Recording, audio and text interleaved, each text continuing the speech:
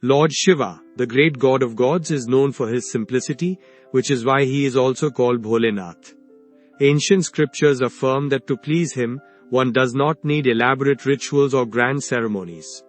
True heartfelt devotion, even for a moment, is enough to win his grace. This story of the Somvar Vrat is a testament to that deep faith. In a certain city, there lived a moneylender, Sahukar. His house was filled with immense wealth and prosperity, yet he was deeply unhappy due to the lack of a child to inherit his fortune. Longing for an heir, he observed the Somvar Vrat every Monday with unwavering sincerity, visiting the Shiva temple to worship Lord Shiva and Mata Parvati. Witnessing his profound devotion, one day Mata Parvati was moved and requested Lord Shiva to grant the moneylender's wish.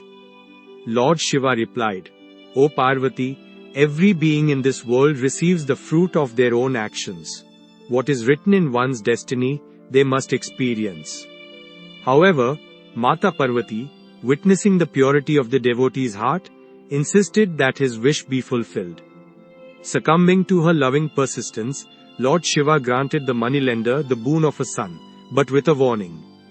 He revealed, "This child shall live only until he reaches the age of 12 years. The moneylender had overheard the conversation between Lord Shiva and Mata Parvati. Yet, he felt neither excessive joy nor deep sorrow. He continued his worship with the same steadfast devotion as before. In due course, the moneylender's wife gave birth to a son. When the boy reached the age of 11, the moneylender decided to send him to Kashi to acquire knowledge. He summoned the boy's maternal uncle, gave him a substantial amount of money and instructed him, "Take this boy to Kashi for his education.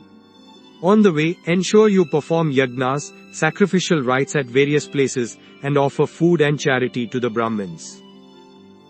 The uncle and the nephew set out towards Kashi, performing rites and giving alms as instructed. On their journey, they arrived at a city where the local king's daughter was to be married. However, the prince she was marrying was blind in one eye. The prince's father, wishing to conceal this flaw, saw the handsome son of the moneylender and conceived a dishonest plan. He thought, "I shall make this boy the groom, and arrange the marriage. After the ceremony, I will dismiss him with a gift of money, and then take the princess away with my own son." The moneylender's son was dressed as the groom, and the wedding was performed. Being an honest and righteous boy, he felt this deceit was wrong. Finding an opportune moment, he wrote a message on the princess's scarf. "Your marriage was performed with me, but the prince you are being sent away with is blind in one eye. I am heading to Kashi to pursue my studies." When the princess read the message, she immediately informed her parents. The king refused to send his daughter away, and the marriage procession returned empty-handed. Meanwhile, the uncle and nephew reached Kashi and performed the sacred yagna there as well. Then came the fateful day when the boy completed his 12th year. A yagna was organized that very day. The boy told his uncle, "My health does not feel right." The uncle advised him to go inside and rest. As per Lord Shiva's original boon, the boy's life essence departed shortly thereafter. Seeing his nephew lifeless, the uncle was overwhelmed and began to weep inconsolably. Coincidentally, Lord Shiva and Mata Parvati were passing by. Hearing the piercing cries, Mata Parvati appealed to Lord Shiva, "My lord, I cannot bear the sound of this man's sorrow. You must alleviate his suffering." When Lord Shiva approached the lifeless boy, he recognized him.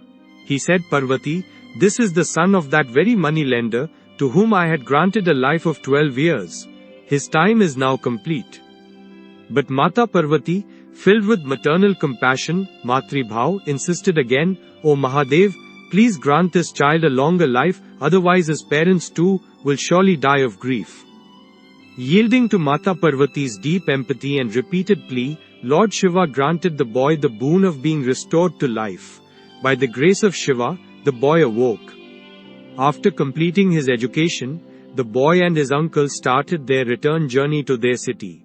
They stopped at the city where the marriage had taken place and again performed the yagna. The boy's father-in-law recognized him, welcomed him into the palace, offered him great hospitality, and lovingly sent his daughter with him. Back at home, the moneylender and his wife were waiting, having pledged that if they received the news of their son's death, they too would abandon their lives. But upon receiving the joyous news of their son's safe return and long life, they were filled with immense delight. That very night, Lord Shiva appeared in the moneylender's dream and spoke, "O esteemed man, I am pleased by your observance of the Somvar Vrat and your devotion to listening to this tale. It is because of this devotion that I have granted your son a long life. Likewise, anyone who observes the Somvar Vrat or listens to and recites this sacred story shall have all their sorrows removed and all their wishes fulfilled."